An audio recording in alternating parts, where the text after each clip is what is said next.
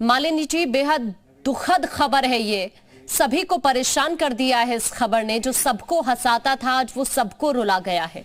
राजू श्रीवास्तव जी हमारे बीच नहीं रहे, क्या कहेंगी? क्या क्या कहा जा सकता है इस समय। ये एक बहुत बहुत बड़े शोक की घड़ी है मेरे लिए व्यक्तिगत। मेरे ख्याल में राजू जी से तो हर हिंदुस्तानी अपने को जुड़ाव महसूस करता था, खासतौर पर हमारे सभी उत्तर प्रदेश के भाई बहन, क्योंकि उन्होंने उत्तर प्रदेश की जो पूरी एक सामाजिकता और संस्कृति है उसको हास्य विनोद के ढंग से जिस तरह से इतने ऊंचे फलक पर स्थापित किया। एक लंबे समय तक हम लोग मंच पे साथ साथ साझा किया, हम लोग साथ साथ कार्यक्रम करते रहे, आगे पीछे हम लोग सब साथ रहे। कितने कार्यक्रमों में हम लोग एक दूसरे के कभी दर्शक बनते थे, श्रोता बनते थे, और बढ़ते बढ़ते 20-25 साल में एक घर जैसे संबंध थे। हम पारिवारिक आयोजनों में एक दूसरे के आते जाते थे। मैं यही कहूंगी कि राजू जी, हम सब बार बार कहते हैं हंसना हंसाना सबसे मुश्किल काम है, लेकिन राजू जी ने बहुत उसका एक हास्य विनोद का बड़ा एक स्तर बना के रखा। उन्होंने कभी किसी का अपमान करके, बेइज्जती करके हास्य उत्पन्न नहीं किया। एक बहुत समर्पित पति, बहुत समर्पित पिता, कम लोग जानते हैं उन्होंने पूरे अपने परिवार को, मुंबई एक तो खुद साधारण घर से गए थे, कितना संघर्ष किया। मुझे लगता है आज जितने लोग अपने को स्टार बोलते हैं, राजू जी ने जितना काम किया है, जितने गांव कस्बों में छोटी छोटी जगहों में उनका स्टारडम मैंने देखा है। लोग उनकी झलक पाने के लिए किस तरह से बेताब, और वो उतने ही सहज, उतने जमीन से जुड़े।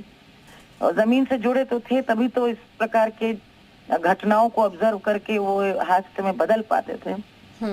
उन्होंने अपने पूरे परिवार को संवारा, पूरे परिवार को एक तरह से कह लीजिए सेटल करा। ये साधारण बात नहीं है। उस दौर में कोई यूपी से जा करके आज से 40 साल पहले, 35 साल, बड़ी छोटी उम्र में उन्होंने संघर्ष किया।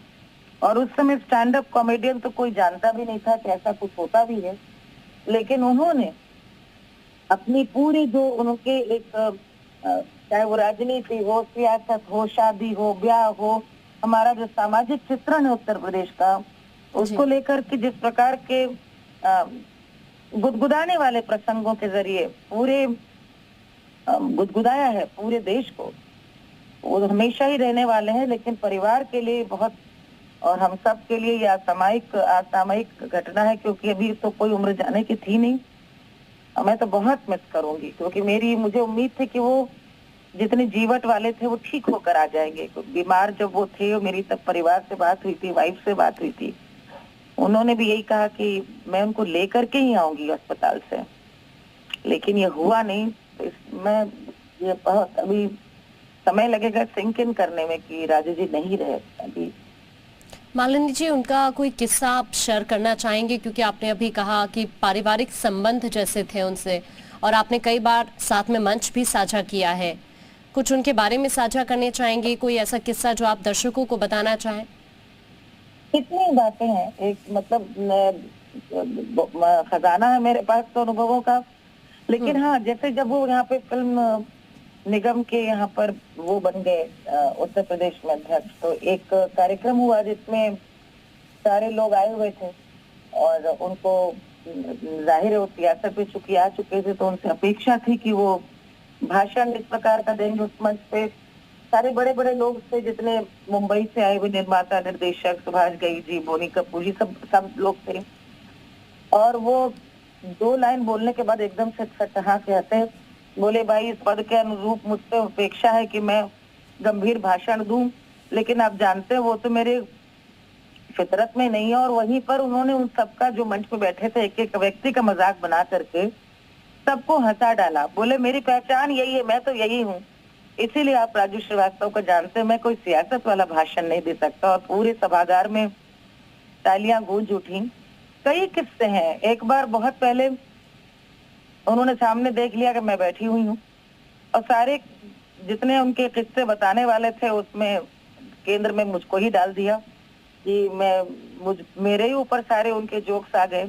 और उनका एक संवेदनशील हिस्सा ये भी था कि पता चला बेटी की शादी है, तो मुंबई से आए, न सिर्फ आए बल्कि पूरा माइक लेकर के सबको हंसा डाला। तो वो बहुत ही घरेलू किस्म के इंसान थे। मंच पे तो लोग उनको जो जानते हैं, निजी रूप में बहुत ही पारिवारिक व्यक्ति, बहुत शालीन व्यक्ति और ठीक। बहुत गंभीर व्यक्ति थे। बहुत मेरे लिए, हम सब के लिए बहुत बहुत दुख की घड़ी है ये उनका बिल्कुल। कंट्रीब्यूशन का आकलन जाने के बाद ठीक। ही किया जाएगा। बहुत बहुत बड़ा नुकसान है। बहुत शुक्रिया मालिनी जी आपका, आप हमारे साथ जुड़े। और कुमार सानू इस वक्त दुख जाहिर कर रहे हैं राजू श्रीवास्तव के निधन पर। सुनिए। जुड़ गए हैं घई साहब, राजू श्रीवास्तव। तो देखिए, वाकई हर कोई इस वक्त ये सुनकर दुखी है कि राजू श्रीवास्तव अब हमारे बीच नहीं रहे।